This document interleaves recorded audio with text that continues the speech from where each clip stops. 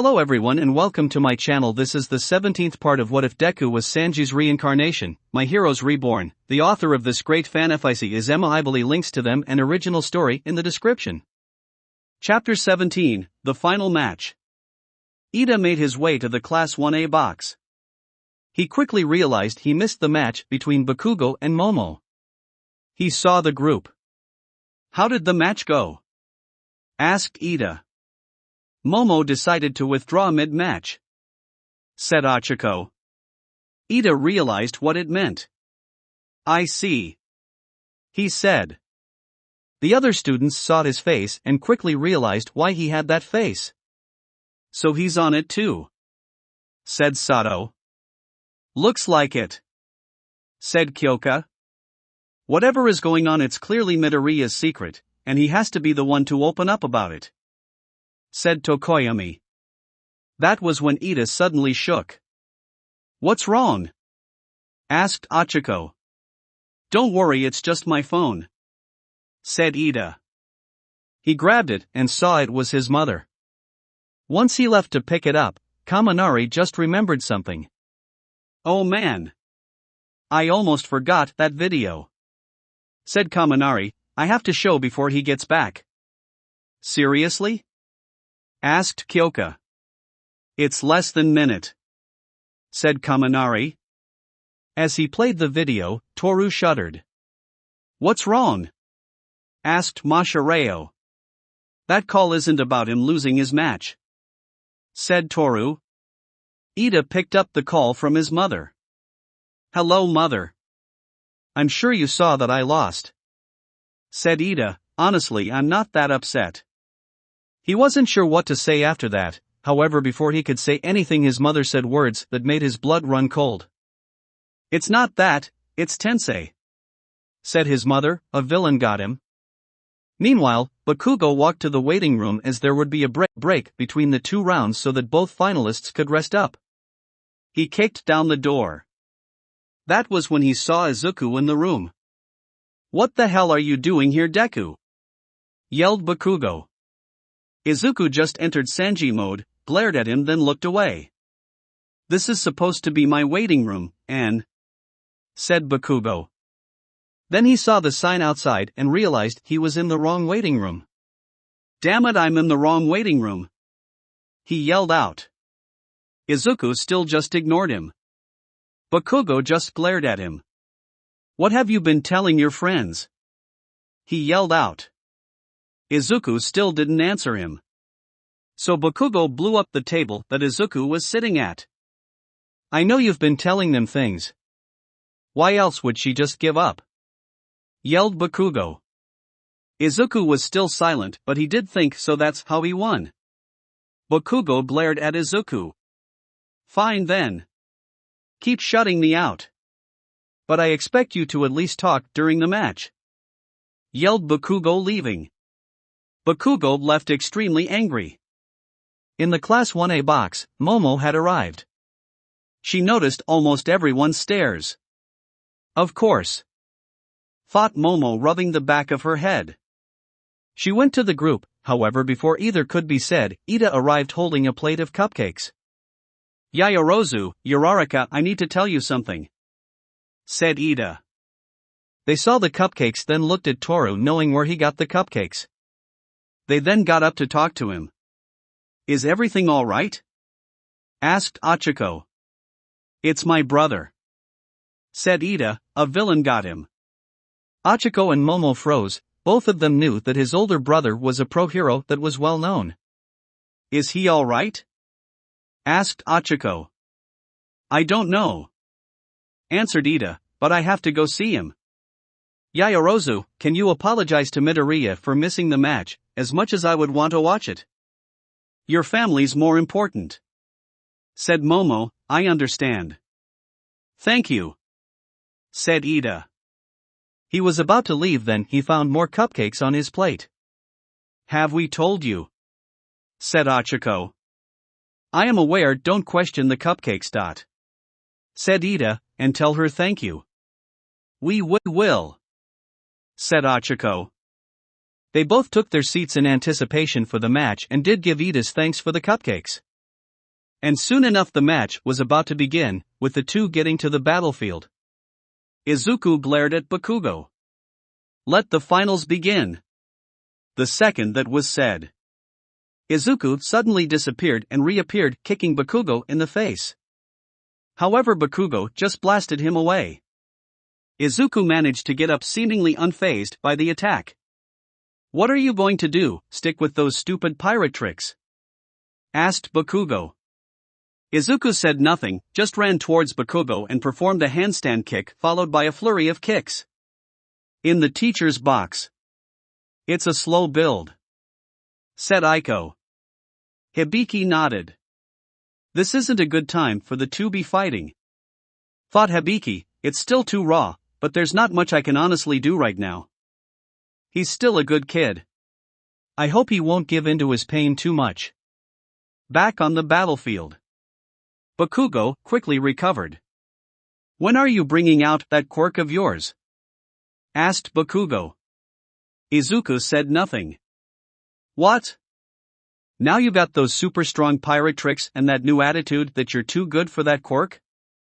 asked Bakugo. Izuku knew he had to finally talk to him during this fight. And so he had. "What, you don't like my new attitude?"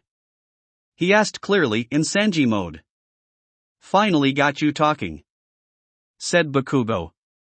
"That you did," said Izuku. "There's a good reason I haven't been using my quirk, you know, or did you forget what happens if I use it?" Bakugo blared at him. "I'd rather not have my legs broken," said Izuku. Bakugo propelled himself towards Izuku.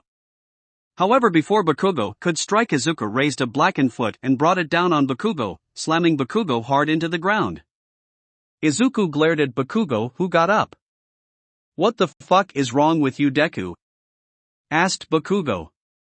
"What?" asked Izuku. "What the fuck is wrong with you?" yelled Bakugo. "You think you're so much better than me now that you remember a past life? Is this that whole pity thing? You are sad," said Izuku. "I told you. I never pitied you once. I admired you despite being a shitty person." Izuku once again disappeared, his legs still black with hockey as he began to kick Bakugo around. "You think having my past life memories is awesome? That I get amazing skills and lived a crazy life?" yelled Izuku. "That me and the others just hang out and exchange other crazy stories?" He let Bakugo land on the ground, but of course Bakugo still had a lot of fight left in him. "You don't think I don't wish that quirk didn't hit me?" asked Izuku, slipping out of Sanji mode. "That I didn't wish I kept my big mouth shut?" Bakugo froze when he said that, especially since it was clear that he wasn't in Sanji mode. "But at the same time, I'm glad it did," said Izuku. "Then someone else would have go through this. I know what it's like to die. And trust me, I didn't have a pleasant death." Bakugo froze when he said that. "You know what?" said Izuku, slipping back into Sanji mode. "I think I'm done playing around." Bakugo felt his inside grow cold after hearing Throw's words. "What's that supposed to mean?" he demanded. Izuku said nothing. He thought about both lives worth of bullying. Being insulted for being weak, insulted for being kind, insulted for being powerless. That was when the flames engulfed his body, much like with the fight with Todoroki, but they were bigger. In the Class 1A box, they saw that.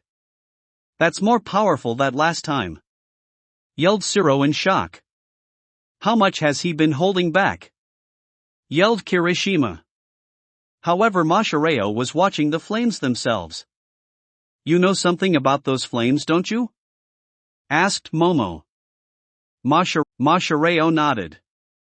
Figures he chooses not to hold back with Bakugo, he thought, with all those bad memories.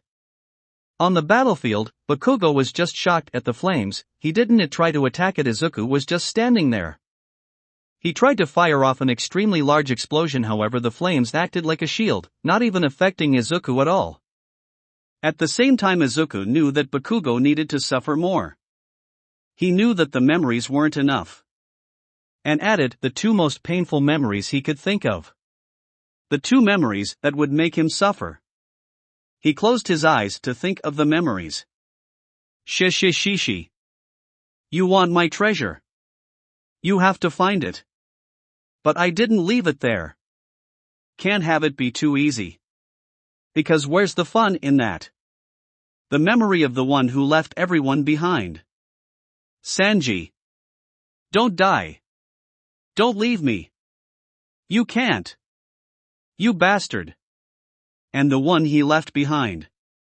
The fire became bigger, however there was a stark change in the fire. As it got bigger it turned green. He once again added the combination of hockey and one for all to his leg. Hell memories smash. Bakugo didn't even have a chance to do anything once the attack hit. He was engulfed in the green flames as the kick struck. However, if Hell memories smash gave stress fractures before, the more powerful one clearly broke his leg. Not a completely wrecking like a regular smash, but still. Izuku yelled out in pain as the flames cleared. While it was clear that Bakugo was unconscious. Katsuki Bakugo is unable to battle. Izuku Midoriya wins. Called out midnight.